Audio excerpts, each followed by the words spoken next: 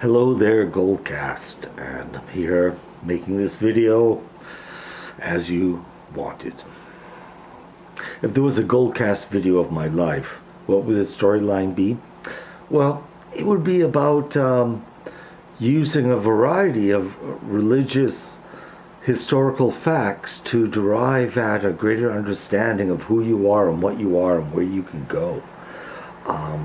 That's always been my endeavors in my life. I always loved ancient cultures, and I think that the greater picture is found within the greater picture. You know, you have to listen to everyone and take all things in, but usually a lot of the answers to your questions can be found in a variety of religions, and therefore no one religion seems to be the norm, because we're a multicultural society. So being able to look at various stories that have taken place in our historical past means that we decipher ourselves through this kind of endeavor.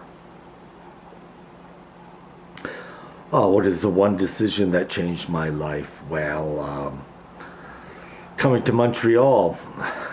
I was working for world famous doyenne of photography Bernice Abbott, and I got lost leaving Quebec City and got on the wrong road and ended up in Montreal, and thought, oh my God, I'm gonna have to turn back. And I said, hey, you're a traveler. Get with the beat. This is a beautiful city. So I came to Montreal for a few days, and I found my lover for the next 38 years. And that was the best thing that ever happened to me.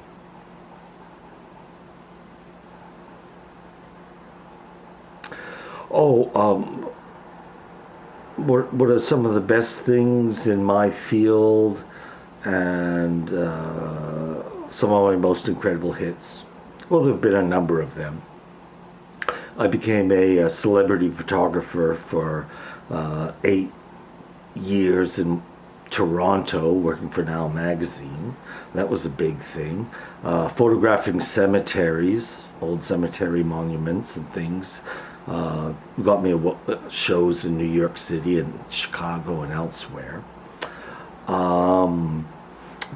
One of the great things I did was I did a portrait of India from the Holy Cow's point of view, and became a national hero in that country, because somehow cows could read my mind, and I was fascinated by who and what the cow was in a few countries, from India to Greece to Egypt, and that brought me a lot of celebrity and fame. Maybe the best thing of all was that I've always loved ancient statuary and sculpture, and I started using various ideas pertaining to ancient Greek sculpture, and I'm the first non-Greek to have a one-man show in the National Archaeological Museum of Athens, Greece, with my rendition of the sculptures there called Born in Stone. And that was, hey, it's the best museum in the world pertaining to old ancient sculptures. So I am very honored and pleased, particularly because the director of the National Archaeological Museum said this has never been seen or done before, and I'm glad to have added to that cultural diversification through modern contemporary delivery, through my various techniques and ideas. Oh, when did I mess up? Big time. I was friends with Walter Lassily, Oscar-winning cinematographer for Zorba the Greek, and I made a film about him called Masterclass with Walter Lassily, and a couple years later, when I was in Greece, I refused to go out and see him because I felt I wasn't successful enough since my movie. And a friend in need is a friend indeed. And Walter passed away, so I never got to see him, although we were good buddies, and sacrifices for friends are the most important. If what you do is for your friends, they appreciate it. So there's that.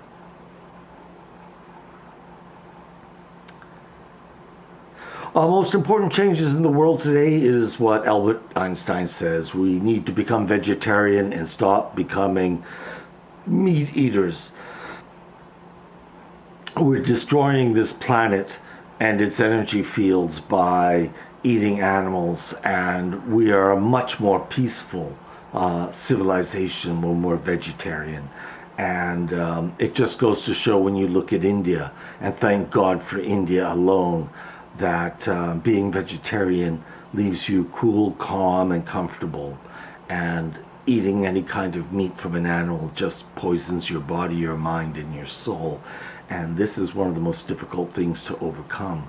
And we need to focus on what our masters say. And I think Albert Einstein is correct in that we will not be a happy world until we become vegetarian. I found out about you on LinkedIn. So there's that. I like hearing all stories and ideas pertaining to the general topic that I'm dealing with, and I have always been creatively ahead of my time.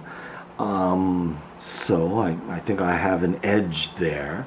And I have traveled around the world 3 times. I've been to like 50 countries around the world. So things that I embrace and things that I understand all come from this vast amount of learning before we all became a homogeneous society, all looking the same and sounding the same. But I think I can get into a variety of mindsets because my interests are international and historical, and I apply these with creative vigor to my edits and my general thrust out there. So I think I'm a good candidate in that regard, and all you need is love.